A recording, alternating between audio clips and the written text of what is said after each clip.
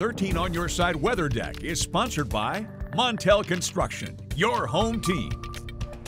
Welcome back to 13 on Your Side. I'm meteorologist Samantha Jacks. Outside on the weather deck this morning, we've been blessed with some gorgeous conditions the last couple of days, the calm before the storms moving through.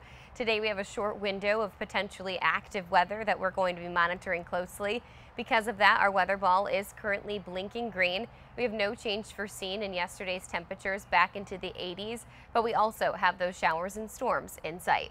The 13 Weather Ball is sponsored by LaFontaine Lincoln Grand Rapids. So this morning we are starting off a little bit milder than what we have been for the last couple of days here. Temperatures sitting currently in the mid 60s for right now. Dew points are also up some, sitting in the low 60s. Throughout the day today we will continue to climb to about 80 degrees, and it's going to be from a time frame from around 1 p.m. until 6 o'clock that we're going to be remaining weather aware. Between those time frames though, partly cloudy conditions to even mostly sunny skies could be expected.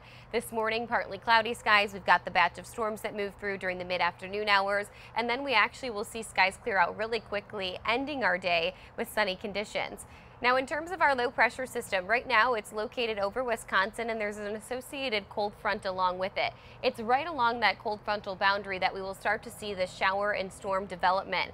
We look for several ingredients when it comes to storm activity: moisture, lift, instability, and wind shear. We're seeing a lot of moisture out there, dew points sitting in the 60s. So as that cold front works through right along the cold frontal boundary, the moisture is going to start to see some of these showers and storms develop. We also have a good amount of activity in terms of what we call CAPE, and that's convective available potential energy. I'm really getting into the science this morning. When that CAPE interacts with the moisture, that's where the thunderstorm cells come together, and it's going to be right along this boundary east of US 131, and the further south and east that we travel, that the majority of those ingredients are present. The areas from Fremont through Big Rapids, Ludington, even down into Muskegon just don't look to have as much of what we need for these storms to really take off.